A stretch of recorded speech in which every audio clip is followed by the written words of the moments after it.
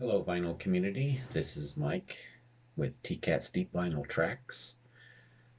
This is another one of those contest entries. It's been a while, so let's do one. This is for Deep Track Zack's 1000 subs, and he wants you to go in there and subscribe to his channel, which I'll leave a link to down in the comments section down below. He wants us to go through and show 3 to 5 albums from 1972.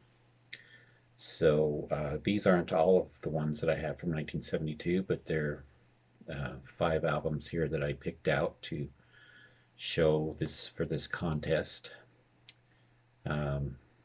First of all, I'd like to start off with Yes, Close to the Edge.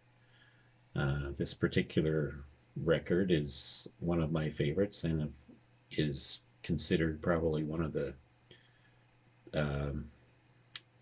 gold star standards for progressive rock. This is the one that probably more people than not like this album that like progressive rock, and it's pretty much become that particular album that what a lot of progressive rock is measured up against. This is, of course, made up of 3 tracks. It's quite a famous album, and there's probably most of the people in the vinyl community have a copy of this.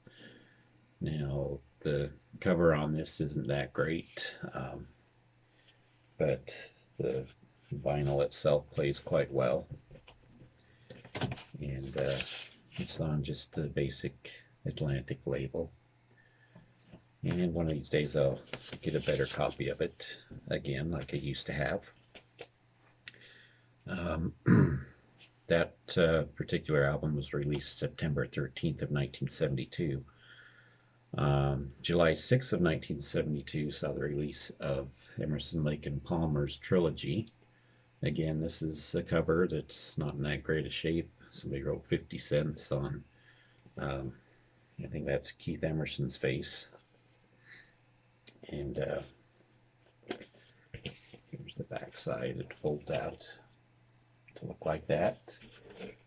There's the inside of the gatefold. And again, this is another popular Emerson, Lake and Palmer album, considered one of their best albums. It's probably my favorite out of all of their albums.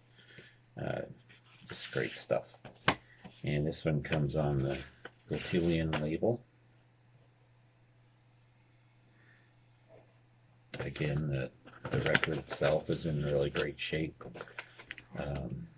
Just the cover is not that great. Also in 1972, one of my favorite Uriah Heep albums, The Magician's Birthday. Again, this one is on Mercury label.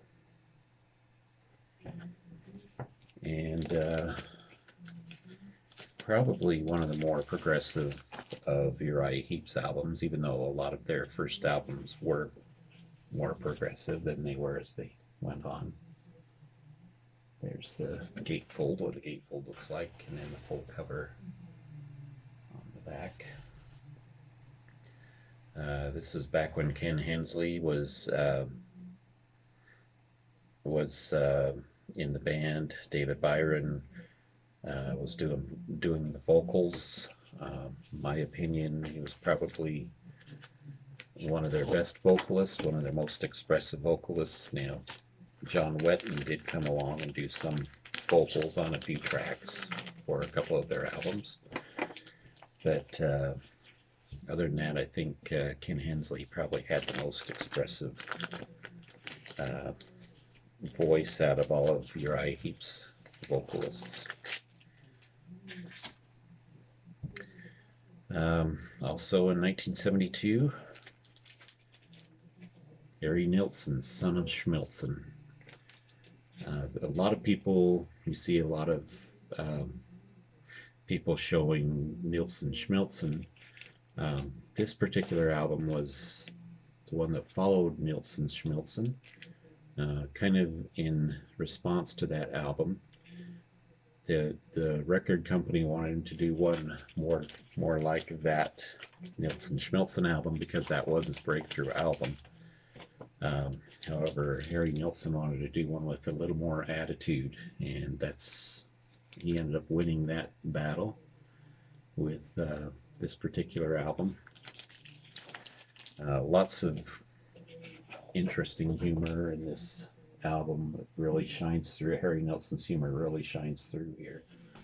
A lot of people are familiar with the track "You're Breaking My Heart," and it was kind of a track that you didn't hear this kind of language on a track, especially from somebody like Harry Nilsson, but that's what made it even that much more interesting. But a lot of that's not the only great track on here. The album's actually full of great tracks. This is probably my favorite Harry Nilsson album, and lots of humor. Like I said before, Spaceman was the one that was released as a single, and you've also got the great song "I'd Rather Be Dead," just in the very sarcastic, the most beautiful world in the world. Just great humor on this. Joy is another great one that's very funny. And then in between the tracks, lots of surprises between the tracks, surprise humor. Just one that apparently, for some reason, you don't see as often around the VC, but is actually quite funny. So, Nilsson Schmilsson. And last of all, 1972, B.B. King released the album Guess Who. This is one you don't see around very often, but it is one of B.B. King's great albums. A bit radio friendly at times, but the blues are there. It's B.B. King. Of course, it's great. What else would you expect from B.B. King? It comes on the ABC label, like that. Great album, but I'm pretty prejudiced when it comes to B.B. King. I like a lot of his music. Saw him when he did his 80-year anniversary tour. Just amazing musician, even when he was 80 years old. Yeah, he came out and sat down during his performance, but man, nobody can touch him. Just great guitarist. His band was excellent. Just one of the best concerts I've ever seen. Anyway, that's it. That's my contest entry for Deep Track Zack's Youre 72's. Go over and subscribe to his channel. Watch his video to see what the rules are. You can jump in on this. The contest ends well, he's doing the drawing, I believe, on May 15th. But if you want the details, go over and check out his video. So thank you very much, and we'll talk to you later.